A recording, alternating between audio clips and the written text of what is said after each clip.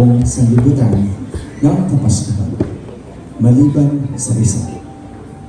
Maliban kay Yumi.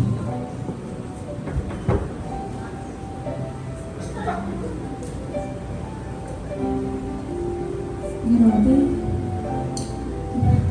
Ang sasaya ng mga post nila. Ang saya naman ng Pasko nila. Ang dadami nilang mga regalo. Tsaka ang dami nilang mga handa. Pero ako ngayon, mag-isa lang ako. Wala akong kasama. Sila, kumpleto yung pamilya nila. Pero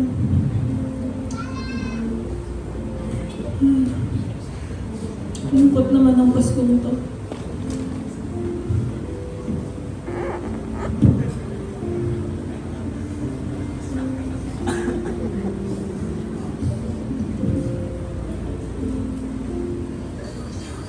Sa di maipaliwanag na dahilan,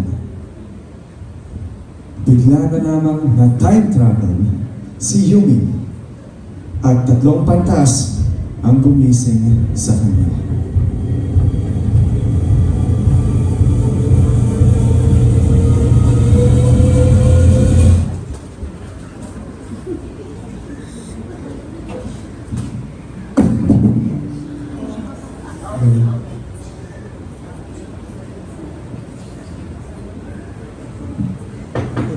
Tara na!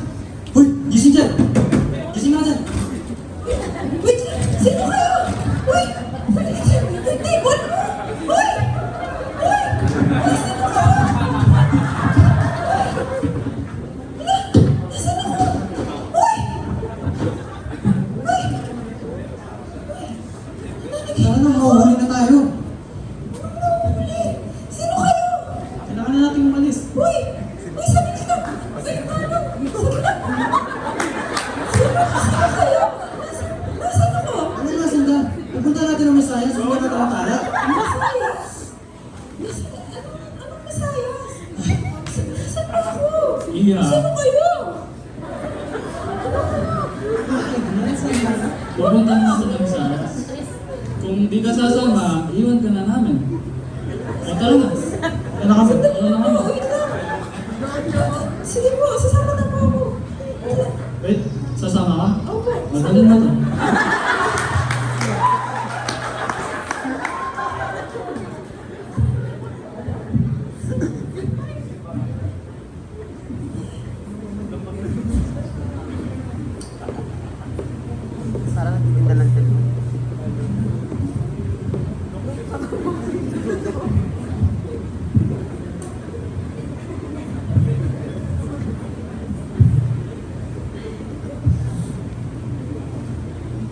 Sa kanilang paglalakbay, napansin ni Yumi ang mga dala nilang mga bagahe.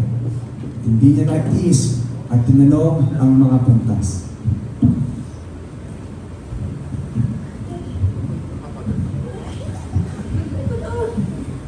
Uy, ano? Ano?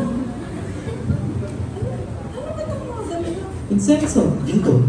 Mira, Mira? Ala? Para sa Masayas? Yun ang mga yung nagsasansa. Ba't magdadala kayo ng mga ganon eh? Ang mahal nun. Tsaka yung Visayas, ano? Si Jesus yun eh. Diyos na yun. Ba't ka pa magbibigay ginto? Hindi ka Yeah. kailangan ng ginto. kapag nakita ang Visayas, baka magkaloob ka ng maliit man ang malaki, nanaisip mong pagkaloob sa kanya. Yan ang tunay na dahilan ng Pasko. Ang sentro ay ang mensahe. Oo nga. Saka, birthday mo ba? Hindi naman ikaw may birthday. Saka, hindi mo na iisipin kung anong makukuha mo para sa Pasko. Ang ngayong iisipin mo, alam mo kung ano? Ano po? Yung kung ano ang kaya mong ibigay para sa Misaya. Oo nga. Sige po. Tayo na po. Gagabi na. Tara na, baka mahuli pa tayo. Mas kasing naglakbay ang mga pantas hanggang nakarating sila sa tinutuluyan ng mag-asawang si Jose at si Maria.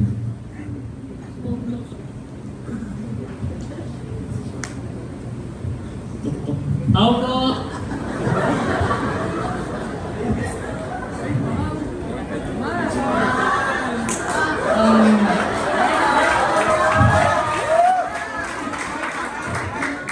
Ito po ba natin ang masarap?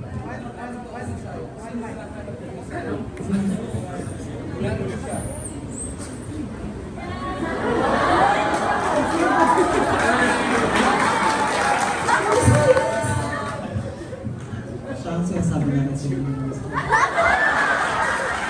Tama nga kayo. Talagang gugustuhin ko ibigay ang lahat para kay Jesus. Siya nga. Siya nga ang Misaya. Purihin natin ang Misaya. Ibigay ang handog para sa Misaya.